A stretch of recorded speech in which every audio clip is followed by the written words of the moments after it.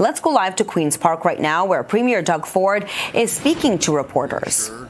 The Consul General and our U.S. friends and allies that we're going to throw everything at this. I had the opportunity to speak to the OPP Commissioner, and he reassured me that he is working collaboratively with all three levels of government, our municipal police, our provincial, and our federal police, and I have all the confidence in the world that they're going to catch these criminals, and we're going to hold them accountable, and they're going to face the full extent of the law. It's absolutely unacceptable what we've been seeing over the last week with the shootings at synagogues, Jewish synagogues across the city in the 905. We're going to, again, throw every resource to hold these people to account. You know, folks, this is Ontario, Canada. We've never seen this in our entire lives. Shootings, no matter if it's the Consulate or if it's places of worship. And this goes for every single religion, no matter if it's, anti-Semitism, Islamophobia, and every other religion. I always say we have 110 religions, and I will do the same if any other place of worship gets attacked. And again, it's unacceptable that we're seeing this in the greatest city, the greatest province, greatest country in the entire world. But we will not spare a penny to make sure we hold these people accountable, and we're going to go full steam at this. So I'll open it up to the questions, and we can go from there. Specifically, what can the province do to help solve the shooting at the U.S. Consulate? Well, we're going to support our police. We're going to give them all the tools that they need to get this done. And I don't direct the police, but I have all the confidence in the world in our police.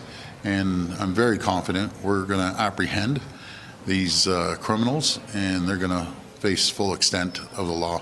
Have you got any indication from police that these shootings, the synagogues, and this shooting at the Consulate are related in any way? The same people involved? No, we haven't had any information on that. But again, this is just me speaking.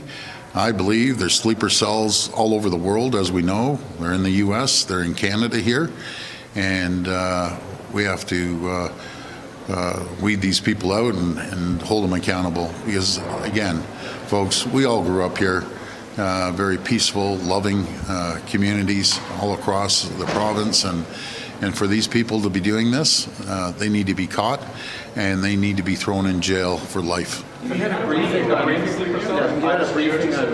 police or CMP or? No, I haven't had a briefing from the RCMP. I did speak to the commissioner this morning. Again, this is my personal opinion, and I don't think I'm too far off with saying that. It's a different world now that we're facing, and we're seeing it around the world with turmoil happening everywhere, and we're going to make sure it doesn't land on our shores. Right now, I've never seen anything like it in all the years I've lived here, which is my whole life. Is your government considering any legislation to create protection zones around places of worship? We're gonna look at that. What I recommended to the Solicitor General, and he agrees, we need to put cameras up around any places of worship. It doesn't matter what religion you are. If you're being attacked, we will have cameras up that will take snapshots of license plates and follow up with that. We also have special prosecution teams, when I spoke to the Attorney General, specifically geared for hate crimes. And as we prosecute them to the full extent of the law, then it goes to the courts. And I sure hope that these judges throw the key away and put these people in jail. Is it time for minimum sentencing? I've been in favor of that right from day one. We need minimum sentencing, and if you commit a heinous crime, then you need to go to jail for X, whatever time period that is. And I encourage the federal government to look at this. I've encouraged them before to look at it. I know it was shot down under Prime Minister Harper. In my opinion, it was too broad. I think we have to narrow the scope on minimum sentencing. and approach it again. I don't know anyone out there that is not in favor of a heinous crime happening, be it to a person, to a place of worship, or to any consulate or ambassadors that have their offices in Ottawa. Unacceptable. We have a responsibility to protect the Premier Ford just commenting right now on the shooting, the shots that were fired outside the U.S. consulate, as well as 3 synagogues in the GTA. The latest traffic update will come up next, so stay tuned for that with Lisa. It's now 11:23, 16 degrees. This is Toronto's breaking news, CP24.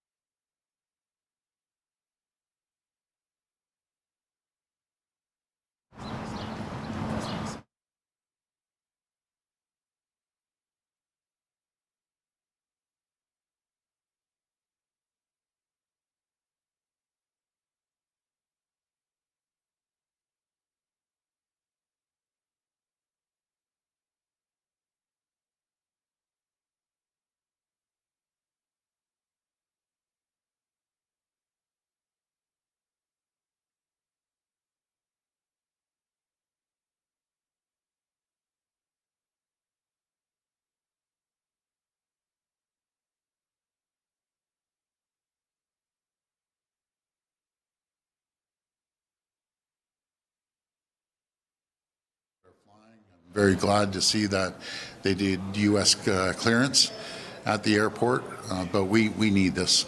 We need it desperately. You were talking about jets, but leaving that aside for a moment. Yes. Are you talking about more flights and more people, and how many more people? Doubling the number of flights, doubling the number of passengers? What's the sort of ballpark for that? And you look at Bathurst Street. There's not a lot of room there for a lot of more people to go in and out of it. Well, we're consulting, and we'll continue to consult with the Port Authority. We'll consult with the city as well.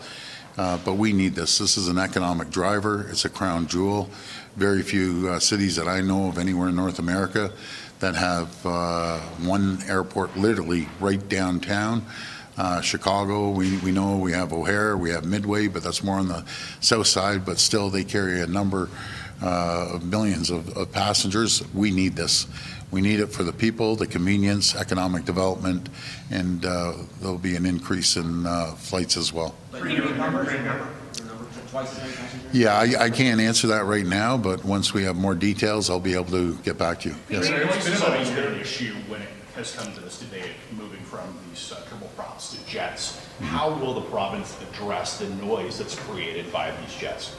Well, we're going to do everything we can to reduce the noise, but we're looking at convenience for people as well. We can't let a very, very few amount of people determine the future of our province and our city.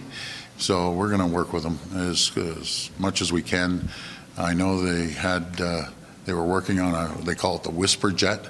Is a lot quieter than the twin prop ones that we have right now, but I don't think it's going to be a massive difference because those twin props are pretty loud when you get on those planes. Are you going to limit it legally to the whisper jets? Because that is a class of jets that are quiet. I know they were. But would you allow noisier jets, or are you going to limit it to ones? No, I think we have to consult again. We'll see the noise levels between the jets and the props, but I go back to this is going to be an economic driver. It'll create thousands of jobs, better opportunities for people to fly out of the city of Toronto rather than fighting traffic all the way up to Pearson.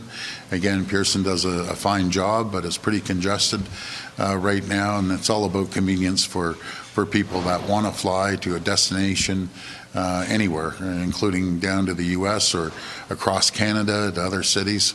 There'll be an opportunity for lower flights, more competition, and an economic driver. Premier, last question. It's been about a year since you pulled the plug on the Starlink contract. Can you tell us how much taxpayers have paid to get out of that deal? Last one. I will confirm that. I don't have that number off the top of my head, but I believe that was the right decision, protecting Canadians, not supporting a U.S.-led owner that was pretty aggressive towards Canada. But we'll do everything we can to make sure we get a deal. That's the most important thing. People want certainty. I'm sure the U.S. wants certainty. We see the gas prices skyrocketing. By my place, it was $1.58. It was staggering. Just about 6 weeks ago, I was driving through Brampton, and they were as low as $1.02. So we want to make sure that we bring oil prices down, and I understand it's because of the war that's going on over in Iran, which I support the people of Iran 1,000%. And we're going to just move forward, and hopefully the Prime Minister can get a deal with the U.S. and allow us all to move forward. Premier, you mentioned a few times that your finances. Yeah. A vendor working for Ontario Health paid a ransom to a ransomware company. Should they have done that? Although that's not directly Ontario taxpayer money, they're funded through the taxpayer on their contract, so that money could have been indirectly taxpayer money. Should they have paid that ransom? Last question. Well, I will look into that. I don't have that answer right now, but I'll dig deep into that, and I'll be able to get back to you on that. Premier, last one, a few times that your finance minister has been concerned about healthcare spending. Are you suggesting that there may be spending cuts in the upcoming budget? No, I'll tell you right now, no, there won't be. My finance minister is the best finance minister I've ever seen. He's a prudent fiscal manager with the taxpayers' money. And yes, when you see the amount that we're investing into healthcare, it's concerning. He's doing his job, but we're going to continue to invest. We're going to continue to increase the funding in healthcare, but the more healthcare experts I speak to, they have great ideas to driving more efficiencies. I know that quite a few hospitals are working on AI as well to drive down cost. And we're going to continue to invest in the medical schools, which we have, building more medical schools and making sure that we pay for doctors' education. That's never happened before. The Learn and Stay program for nurses paying for their education and PSWs. We need to continue enhancing healthcare. We're building $60 billion worth of new hospitals, 50 sites across the province, and we're going to continue to build for the future. One more question? To clarify on the jets, Yeah. Are you not looking then at a limit on the size or the noise of those jets? Because and the Port Authority say they want to fly E2s or CS100s that are smaller and supposedly quieter than the turboprops. Would you allow 747s to land there? Well, we can't. 747s, I think they need 10 or 12,000 feet, so they're obviously, that's done by the Minister of Transportation federally. They have guidelines, so I don't ever foresee 747s flying into the island airport, but smaller jets, and it'll be convenient for travelers, especially going around Canada and possibly down to the U.S. Last one. Colin. This is not a negotiation. This is an expropriation. Are you going to expropriate more land along the waterfront?